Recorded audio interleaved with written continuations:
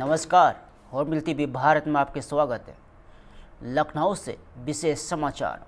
Police महानिदेशक उत्तर प्रदेश राजीव कृष्णा ने प्रदेशवासियों और उत्तर प्रदेश पुलिस परिवार को होली के पावन पर्व की हार्दिक शुभकामनाएं प्रेषित की है। डीजीपी ने नागरिकों से अपील की है कि होली का उत्सव सुरक्षित, मर्यादित और सौहार्दपूर्ण वातावरण में मनाया जाए। उन्होंने कहा है कि प्राकृतिक और सुरक्षित रंगों का ही प्रयोग करें, किसी इच्छा के विरोध रंग न लगाए और यातायात नियमों का पूर्ण पालन करें। डीजीपी ने सभी से आग्रह किया है कि संयम, जिम्मेदारी और आपसी सम्मान के साथ पर्व का आनंद लिया जाए। उन्होंने आश्वस्त किया है कि उत्तर प्रदेश पुलिस प्रदेशवासियों के सुरक्षित और शांतिपूर्ण उत्सव के लिए पूर्णतः प्रतिबद्ध है। रंगों, उमंगों और आपसी विश्वास के इस पावन पर्व होली पर आप सभी को हार्दिक शुभकामनाएं। होली एक त्योहार के साथ ही साथ प्रेम, भाईचारे और सामाजिक समरसता का भी उत्सव है। उत्तर प्रदेश पुलिस आपके सुरक्षित और शांतिपूर्ण उत्सव के लिए पूर्णतः प्रतिबद्ध है। प्रदेश भर में पर्याप्त पुलिस व्यवस्था की गई है ताकि आप निर्भय होकर अपने परिवार और प्रियजनों के साथ होली मना सकें। आपकी सुरक्षा और कानून व्यवस्था बनाए रखना हमारी सर्वोच्च प्राथमिकता है। मैं आप सभी से आग्रह करता हूं कि प्राकृतिक और सुरक्षित रंगों का ही प्रयोग करें, किसी की इच्छा के विरुद्ध रंग ना लगाएं, यातायात नियमों का पालन करें और उत्सव के दौरान संयम एवं जिम्मेदारी बनाए रखें। आइए हम सभी मिलकर प्रेम, सद्भाव और उत्तरदायित्व के साथ होली मनाएं। आप सभी को पुनः होली की हार्दिक शुभकामनाएं। जय हिंद।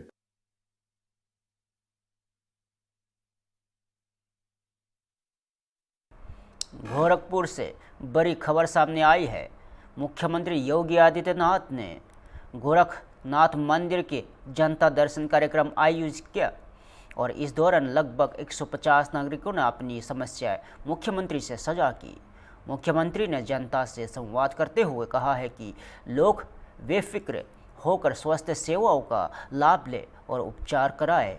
उन्होंने यह भी आश्वासन दिया है कि राज्य सरकार प्रभावित लोगों को आर्थिक सहायता उपलब्ध कराएगी और सीएम ने अधिकारियों को निर्देश दिया है कि सभी शिकायतों का संतोषजनक और त्वरित निस्तारण सुनिश्चित किया जाए। उन्होंने विशेष रूप से जमीन कब्जाने के मामले को और दबंगाई से जुड़े प्रकरणों के कड़ी कार्रवाई करने का आदेश दिया और इस कार्यक्रम का माध्यम से मुख्यमंत्री ने जनता के प्रति अपनी प्रतिबद्धता और कानून व्यवस्था को मजबूत बनाने का संदेश दिया है।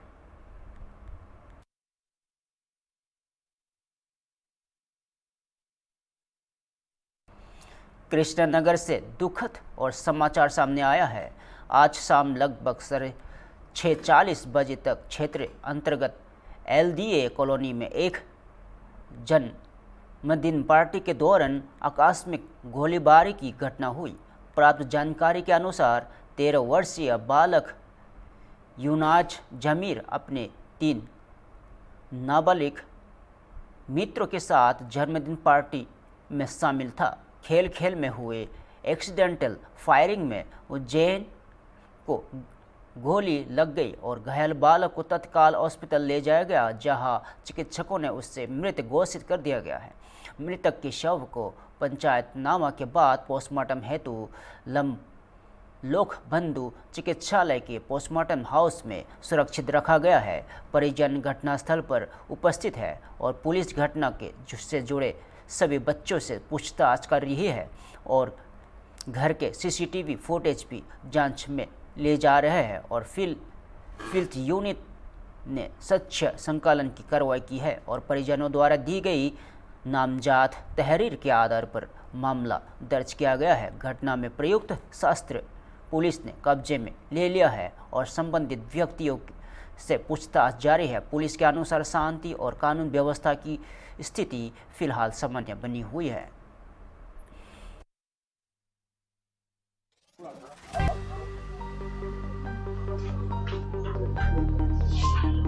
वही कर लो। नाम देख के ले लीजिए, पूरा नाम लिख के ले लीजिए। कोई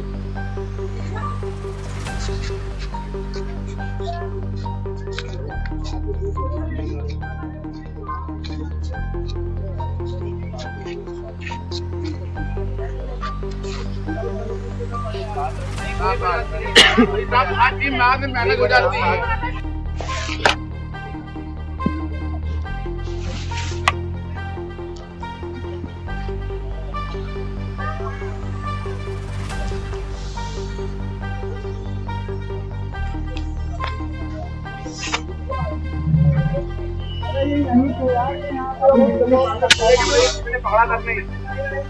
बता दिया गया है।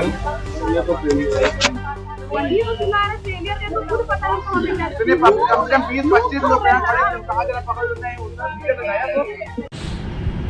आज दिनांक 2 मार्च को थाना कृष्णानगर को देर शाम में सूचना मिली कि 13 वर्षीय एक लड़का जिसका नाम उनैस खान है, जो कि ट्रांसपोर्ट नगर सूरजनगर का रहने वाला है, जब वह अपने 3 मित्रों के साथ उनके जन्मदिन की पार्टी में गया था, तब वहाँ एक्सीडेंटल फायर के कारण उसकी दुखद मृत्यु हो गई है।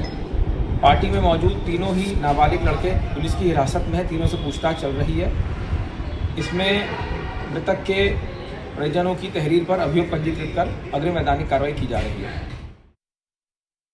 जम्मू कश्मीर के से एक महत्वपूर्ण अंतर्राष्ट्रीय प्रतिक्रिया सामने आई है।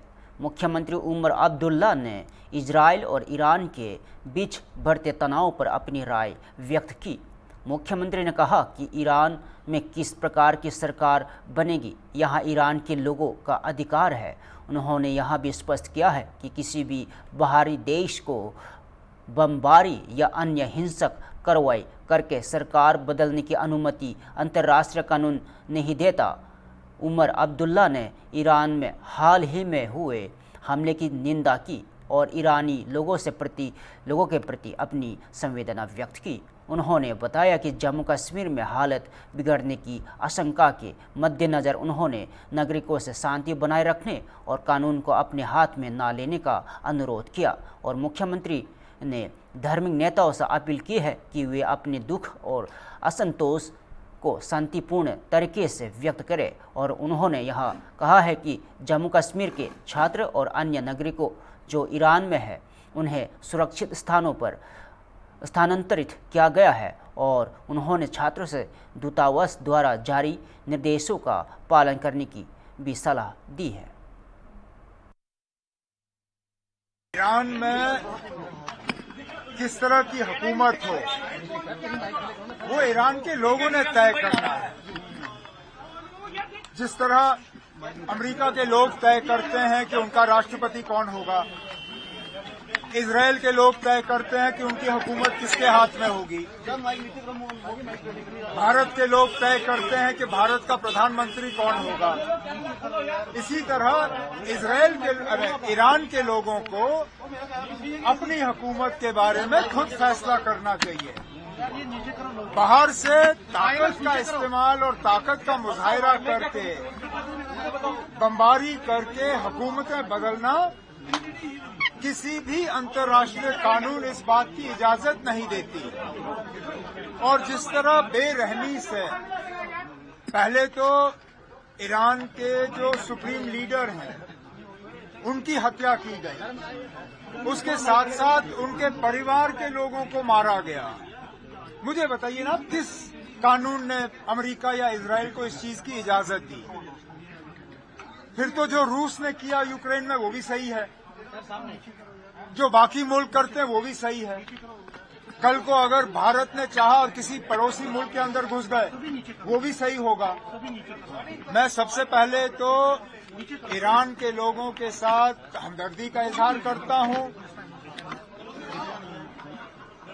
उस हमले की निंदा करता हूं, लेकिन उसके साथ साथ जम्मू कश्मीर में अपने लोगों से मैं गुजारिश और अपील करता हूं कि मेहरबानी करके हालात को बिगड़ने ना दें। कुछ लोग बीच में इसमें घुस के माहौल को बिगाड़ने की कोशिश कर रहे हैं। कुछ जगहों से इस तरह की घटनाओं की खबरें आनी शुरू हो गई हैं। मैं नहीं चाहता हूं कि यहां पुलिस के तरफ से या सेंट्रल पैरामिलिट्री फोर्सेस के तरफ से कहीं ताकत का गलत इस्तेमाल हुआ और लोग जख्मी हुए या खुदा ना खास्ता किसी की डेथ हुई, तो वो बड़े अफसोस की बात होगी। मैं उनके जज्बात को समझ सकता हूं, मैं उनकी नाराजगी को समझ सकता हूं, लेकिन इन हालात में जज्बात पे काबू रखना जो है वो सबसे ज्यादा जरूरी है। तो मेरे तरफ से उन सबसे और उनके जो लीडरान हैं, मजहबी लीडरों से मोतबाना गुजारिश होगी कि बेशक आप अपने गुस्से और नाराजगी का जो इजहार करना चाहते हैं, अपने दुख और दर्द का इजहार करना चाहते हैं, आप करिए, लेकिन कानून को जो है हाथ में मत लीजिए। जहां तक अब हमने बहुत ही एक करीबी रास्ता रखा मिनिस्ट्री ऑफ एक्सटर्नल अफेयर्स के साथ। ज्यादातर जो हमारे स्टूडेंट्स या बाकी लोग ईरान में हैं, उनको सेफर एरियाज तक शिफ्ट किया गया है। कुछ अस्पतालों में जो हमारे फाइनल ईयर के स्टूडेंट्स हैं, वो वहां से निकलना जो है मंजूर वो उस बात पे मंजूर नहीं हो रहे हैं। मेरी उनसे मोतबाना गुजारिश होगी कि एम्बेसी की जो गाइडलाइंस हैं, एम्बेसी की जो राय है, एम्बेसी का जो मशवरा है, उसके तहत वो करें। अगर एम्बेसी कहती है कि उनको सेफर एरियाज जाना चाहिए या फिलहाल ईरान छोड़ना चाहिए, मुझे लगता है उनको एम्बेसी की बात जो है वो माननी चाहिए। रांची से एक हर्षोल्लास भरा समाचार सामने आया है। केंद्रीय रक्षा राज्य मंत्री संजय सेठ ने होली के पावन अवसर पर लोगों को संदेश दिया और संजय सेठ ने कहा है कि होली एक ऐसा प्यारा त्यौहार है जिसमें साल भर के मतभेद और झगड़े भुला दिए जाते हैं। उन्होंने लोगों से कहा कि इस दिन जमकर होली खेलनी चाहिए और सभी भेदभाव भूलकर एक दूसरे को गले मिलाना चाहिए। उन्होंने यह भी कहा कि होली में कोई विचारधारा नहीं होती है और सभी विचारधाराओं के लोग साथ में इस पर्व का आनंद ले। मंत्री ने पानी बचाने के नारे पर भी ध्यान आकर्षित किया और कहा कि कई लोग होली खेलने के लिए पानी बचाने की हिदायत देते हैं, लेकिन वह लोग अपनी गाड़ियां धोते हैं और बाग बगीचों में हजारों लीटर पानी बहा देते हैं। उन्होंने संदेश दिया कि उत्सव का आनंद जिम्मेदारी के साथ लेना चाहिए और सभी को आपसी सौहार्द बनाए रखते हुए होली मनाना चाहिए।